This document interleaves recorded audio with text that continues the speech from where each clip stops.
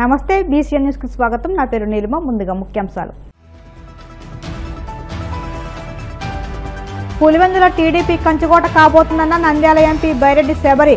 గత 5 ఏళ్లలో కడప పులివెందులకు జగన్ ఏం చేశారో చెప్పాలని డిమాండ్. తనపై దాడి జరిగితే నారా లోకేష్ బీటెక్ రవిలే బాధ్యత వహించాలి. వైసీపీ రాష్ట్ర ప్రధాన కార్యదర్శి పులివెందుల నేత సతీష్ రెడ్డి సంచలన వ్యాఖ్యలు.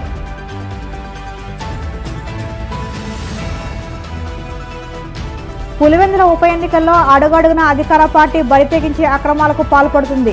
మండిపడ్డ వైసీపీ మాజీ ఎమ్మెల్యే రాచమల్లి శివప్రసాద్ రెడ్డి.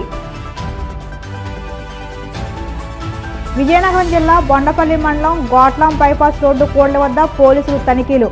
100 కిలోల గంజాయి స్వాధీనం చేసుకుని 4 నిందితులను అరెస్ట్ చేశామన్న ఎస్పీ వకుల్ జిందాల్. పులివెందులో జగన్ అడ్డా కాదు, టీడీపీ కంచుకోట కాబోతుందని నంద్యాల ఎంపీ బైరెడ్డి శబరి అన్నారు. టీడీపీ కుటుంబ సభ్యులంతా జడ్పీటీసీ ఎన్నికల్లో కలిసి పాల్గొంటున్నారని తెలిపారు. కడప పులివెందులకు 5 ఏళ్లలో జగన్ ఏం చేశారో చెప్పాలని ఆమె డిమాండ్ చేశారు. కడప స్టీల్ ప్లాంట్ అన్నారు, ఒక్క ఇటుక కూడా పేర్చలేదు. కేంద్ర ప్రభుత్వం కొప్పతికి 1500 కోట్లు ఇచ్చింది, ఆ డబ్బులు దారి మళ్లించాలని ధ్వజమెత్తారు. వైసీపీ 5 ఏళ్ల పాలన దోచుకోవడంతోనే సరిపోయిందన్నారు. పులివెందుల జడ్పీటీసీ ఉప ఎన్నికలో టీడీపీ అభ్యర్థి మారెడ్డి లతారెడ్డి విజయం ఖాయమని శబరి ధీమా వ్యక్తం చేశారు. భయంతో లాస్ట్ టైం చూసాం, సొంత చిన్నాననే హతమార్చింది. అట్లాగే ఈ రోజు కూడా ఏదో ఎక్కడో బయట వ్యక్తులు పులివెందుల లోకల్ వాళ్ళను టచ్ కూడా చేయలేదు. ఎక్కడో నుంచి వచ్చిన వ్యక్తులు ఆ రోజు ఎమ్మెల్సీ గారు దెబ్బలు తగిలినాయి అని అన్నారు. ఎవరైనా దెబ్బలు తగిలితే ఎక్కడికి పోతారండి? గవర్నమెంట్ హాస్పిటల్ పోయి ఎమ్మెల్సీ ఫైల్ చేస్తారు. కానీ ఈయన ఎక్కడికి పోయినాడు? ఎవరి హాస్పిటల్కి పోయినాడు? గంగిరెడ్డి గారు జగన్ గారు వాళ్ళ హాస్పిటల్కి పోయినాడు. పోయి అక్కడే ఎంఆర్ఐ అక్కడే ప్రెస్ వాళ్ళని పిలిపించుకొని అంత హంగామా చేసినారు. మరి నిజంగానే ఉంటే నీతి విలువలు ఉంటే మరి ఎందుకు ఈ గుద్దులు? అలాగే మనం చూస్తే పల్లెలకు సాక్షి వాళ్ళని దింపినారు, సాక్షి వెహికల్స్ని దింపినారు. ఎందుకు? మా సాక్షి వాళ్ళ పైన మనం ఏదో చేస్తాము, వీళ్ళ వెహికల్స్ని పగులు కొడతాము అనే ఉద్దేశంతో వీళ్ళు దింపి మా పైన ఒక బ్యాడ్ ప్రచారం చేయడానికి చేస్తున్నారు. ఖచ్చితంగా నేను ఈసీ దృష్టికి కూడా తీసుకెళ్తాను. లేకపోతే సాక్షి వాళ్ళకి ఏం పని? ఊరూరికి వెహికల్స్ వచ్చినాయి, ఊరూరికి శాటిలైట్ కవరేజ్ ఉంది. ఏం అవసరం అండి వీళ్ళకు? ఏదైనా నిజాయితీగా చేస్తే మీరు గెలవచ్చు. కానీ పాపం ఆయన మొన్న రపరప స్కూల్ ఇక్కడే పులివెందులలో హెడ్ క్వార్టర్ అయింది. ఇప్పుడు బెంగళూరుకి షిఫ్ట్ అయింది హెడ్ క్వార్టర్. దాంట్లో ఉన్న స్టూడెంట్స్ అందరూ పాపం అల్లాడిపోతున్నారు. వైసీపీ రాష్ట్ర ప్రధాన కార్యదర్శి పులివెందుల నేత సతీష్ రెడ్డి సంచలన వ్యాఖ్యలు చేశారు. తనపై దాడి జరిగే అవకాశం ఉందని, ఈ విషయాన్ని టీడీపీ నేతలే తనతో చెప్పారని ఆయన తెలిపారు. తనకు రక్షణ కల్పించాల్సిన బాధ్యత పోలీసులదని అన్నారు. తనపై దాడి జరిగితే దానికి మంత్రి Nara Lokesh, Pulivendula TDP in charge B Tech Ravi బాధ్యత వహించాల్సి ఉంటుందన్నారు. తనపై దాడి జరిగితే కోర్టులు సుమోటోగా స్వీకరించాలని కోరారు. ఇక్కడి పోలీసులతో తనకు న్యాయం జరగదని, తనపై దాడి జరిగితే సీబీఐతో విచారణ జరిపించాలని అన్నారు. ఏపీ పోలీసులు పచ్చొక్కాలు వేసుకున్నారని విమర్శించారు. జడ్పీటీసీ ఉప ఎన్నిక నేపథ్యంలో పులివెందులో జరుగుతున్న వ్యవహారాలు దిగ్భ్రాంతి కలిగిస్తున్నాయని తెలిపారు. టీడీపీ పోలీసులు వ్యవహరిస్తున్న తీరుతో ప్రజాస్వామ్య వ్యవస్థలపై నమ్మకం పోతుందని అన్నారు. కొంతమంది చేసినటువంటి ఈ కార్యక్రమానికి ఇంత పెద్ద ఎత్తున ఈ రాష్ట్రంలో ఉన్నటువంటి ప్రభుత్వ పెద్దలందరూ కూడా సహకరించడం ఒక పైశాచిక ఆనందంతో దీనంతా ఎంకరేజ్ చేయడం చూస్తూ ఉంటే ఈ రాష్ట్ర ప్రజలంతా కూడా దిగ్భ్రాంతికి గురవుతున్నారు. ఇటీవలనే గడిచిన 1-2 రోజుల నుంచి నాకు సన్నిహితులుగా ఉన్నటువంటి కొంతమంది ఫోన్ చేసి చెప్తున్నారు, అన్నా నువ్వు జాగ్రత్తగా ఉండాలా, నువ్వు భద్రంగా ఉండని. ఏ రకంగా నేను భద్రంగా ఉండాలా?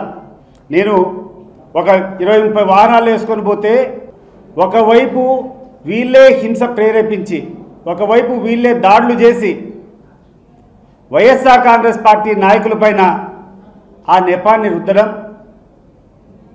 వైఎస్ఆర్ కాంగ్రెస్ పార్టీలను మళ్ళా దాంట్లో దోషులుగా చిత్రీకరించి కేసులు పెట్టడం. నిన్న అర్ధరాత్రి కూర్చొని నల్లపరెడ్డిపల్లికి సంబంధించినటువంటి మా నాయకులను ఒక 17 మందిని తీసుకొని వచ్చినారు. మీరు వ్యవస్థను కొంచెం బాగా నడుపుతారని చెప్పి గతంలో. కానీ ఈరోజు ఏందండి, ఇక్కడ జరుగుతున్నటువంటి పరిస్థితులు ఏంది, ఇక్కడ జరుగుతున్నటువంటి అన్యాయాలు ఏంది, ఇక్కడ జరిగేటువంటి అక్రమాలు ఏంది? ఇక్కడ ఎవరు మాట్లాడుకున్నా మాకు పైనుంచి మా హైకమాండ్ నుంచి మాకు ఆర్డర్లు వచ్చినాయి, ఎటువంటి పరిస్థితుల్లో ఈ జెడ్పీటీసీ గెలుచుకోవాలా, ఏమి చేస్తారో మాకు తెలియదు, కానీ ఈ జెడ్పీటీసీ గెలుచుకొని మా నాన్నకు గిఫ్ట్ ఇవ్వాలా అనేటువంటి వాతావరణం ఇక్కడ ఎక్కడ చూసినా తెలుగుదేశం పార్టీ నాయకులు కొంతమంది మాట్లాడుతున్నారు. మీరు మాట్లాడేటువంటి మాటలు ఈరోజు ఈ రాష్ట్రంలో ప్రతి ఒక్కరు కూడా అసహ్యించుకుంటారు. మీరు డిఐజీ స్థాయిలో ఉన్నటువంటి వ్యక్తిగా మీరు వ్యవహరించడం లేదు.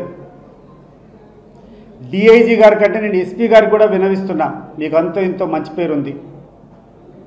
మీరు చూస్తూ ఇక్కడ జరిగేటువంటి అరాచకాలన్నింటినీ చూస్తూ ఊరుకోవడం చాలా పొరపాటు. తప్పు చేసే వాళ్ళను మందలించాల్సినటువంటి బాధ్యత, తప్పు జరగకుండా చూడాల్సినటువంటి బాధ్యత ఈ జిల్లాలో పోలీస్ అధికారిగా మీకుంది. కానీ మిమ్మల్ని సైలెంట్గా పక్కన పెట్టించుకొని ఇక్కడ ఈ అధికార పార్టీకి తొత్తులైనటువంటి పై అధికారులు కూర్చొని పెత్తనం చెలాయించేటువంటి పరిస్థితులు ఉన్నాయి. కాబట్టి మీరు దయచేసి మీ యొక్క పవర్ మీరు చూపించండి. రాజ్యాంగబద్ధంగా ఒక పోలీస్ ఆఫీసర్గా, ఒక ఎస్పీగా మీరు ఏదైతే వ్యవహారం చేయాలో మీరు ఇక్కడికి వచ్చి దాన్ని చేపించాలని చెప్పి సహృదయంగా మిమ్మల్ని కోరుకుంటున్నాను.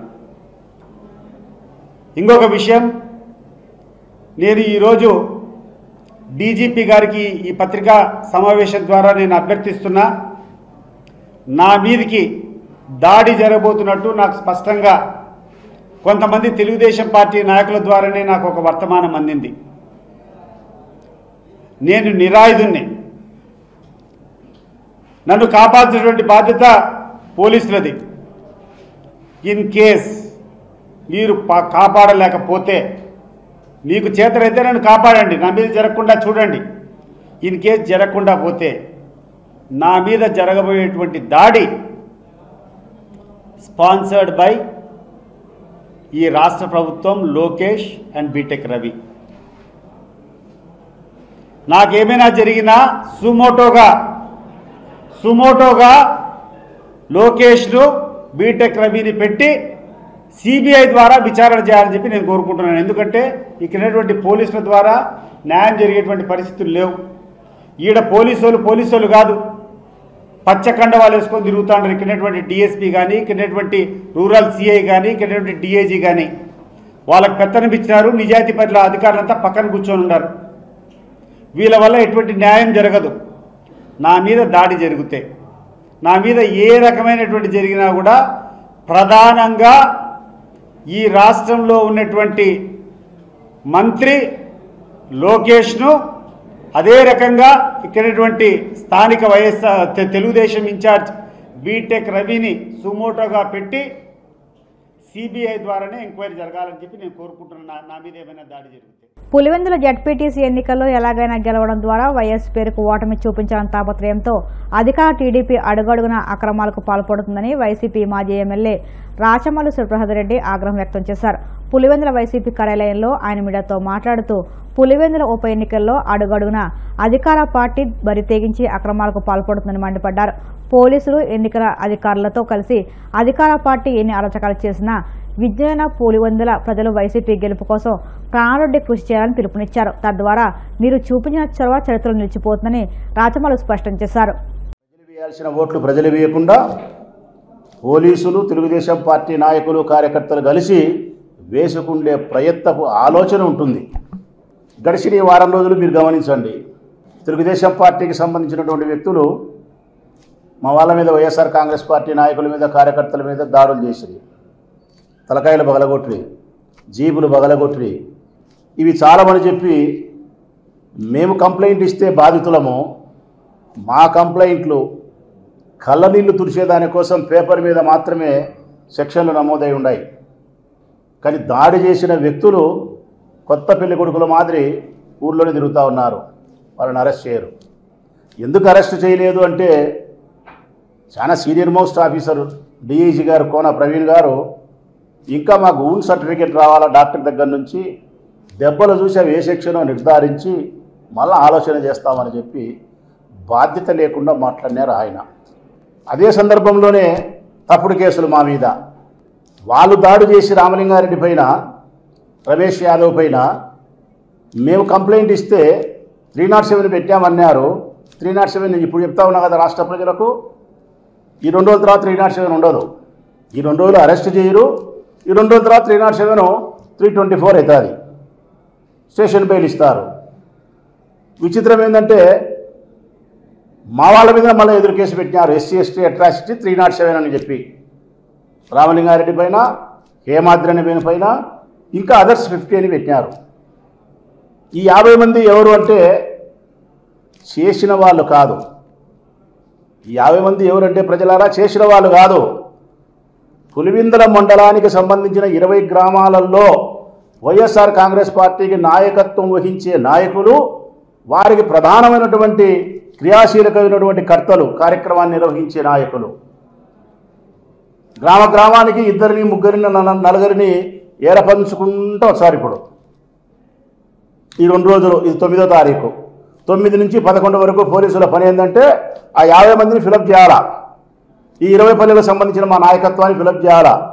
ఇప్పుడు 11 మందిని పిలుచుకుపోయినారు. వాళ్ళలో ఒకరికో 2కో LB ఉందన్నారు. వాళ్ళని పంపించి 9 మందిని పెట్టుకుంటారు. ఇంకా 41 మందిని కావాలా. ఆ 41 మందిలో రామలింగాడి ఏమాత్రం పోతే ఇంకా 39 మంది కావాలా. ఈ 39 మందిని ఈ పల్లెల్లో ఏరపంచుకుంటా చేస్తారు. వాళ్ళు ఉండారా అంటే ఒక్కరు లేరాడా. అంటే వాళ్ళ ఉద్దేశం ఎన్నికల నాటికి తెలుగుదేశం పార్టీకి లైన్ క్లియర్ చేయాలా పోలీస్. విజయనగరం జిల్లా బొండపల్లి మండలం గొట్లం బైపాస్ రోడ్డు కోడ్లి వద్ద 100 కిలోల గంజాయి పట్టుబడిందని, ఈ కేసులో నలుగురిని అరెస్ట్ చేస్తామని SP వకుల్ జిందాల్ తెలిపారు. గంజాయి రవాణా అవుతున్నట్లు అందిన సమాచారంతో గజపతి నగరం CI రమణ, బొండపల్లి SI మహేష్ ఆధ్వర్యంలో పోలీసులు వాహన తనిఖీలు చేపట్టారు. ఒడిశా నుంచి తమిళనాడు రాష్ట్రానికి వెళుతున్న ఓ కారును ఆపగా అందులో ఉన్న 2లో ఒకరు పోలీసులను చూసి పారిపోయాడు. ఒకరిని అదుపులోకి తీసుకుని విచారించగా ఒడిశా రాష్ట్రం కోరాపుట్ జిల్లా పొట్టంగికి చెందిన మనోరంజని మిశ్రాగా గుర్తించారు. అతని సమాచారంతో అనకాపల్లి జిల్లా దళాయిపాలెనికి చెందిన దళాయి రామరాజు, విశాఖ జిల్లా తగరపు వలస నెమ్మవానిపేటకు చెందిన వి గోపి, తమిళనాడు రాష్ట్రం డిండిగల్ జిల్లా సద్దం గ్రామానికి చెందిన పి మాణిక్యంను అదుపులోకి తీసుకుని రిమాండ్కు తరలించారు. ఈ కేసులో గంజాయి రవాణాకు సహకరించేందుకు ప్రయత్నించిన పీయూష్ పడాల్, ప్రధాన నిందితుడు సుదర్శన్ కోరాలను త్వరలో పట్టుకుంటామని SP తెలిపారు. క్రెడిబుల్ ఇన్ఫర్మేషన్ మేరకు ఈరోజు మార్నింగ్ గొట్లం బైపాస్ దగ్గర వెహికల్ చెకింగ్ చేయడం జరిగింది. ఆ వెహికల్ చెకింగ్లో ఒక వైట్ స్విఫ్ట్ డిజైర్ బండిలో 100 kg గాంజా స్వాధీనం చేయడం జరిగింది. ఆ బండిలో ఇద్దరు ఈ గాంజా కోరాపుట్ డిస్ట్రిక్ట్ ఒడిశా నుంచి తమిళనాడుకి తీసుకెళ్లే క్రమంలో మనం సీజ్ చేయడం జరిగింది. ఆ ఇద్దరిలో ఒకడు పారిపోయాడు, ఒకడు మనం అరెస్ట్ చేశాము. మనం అరెస్ట్ చేసిన అతను మనోరంజన్ మిశ్రా.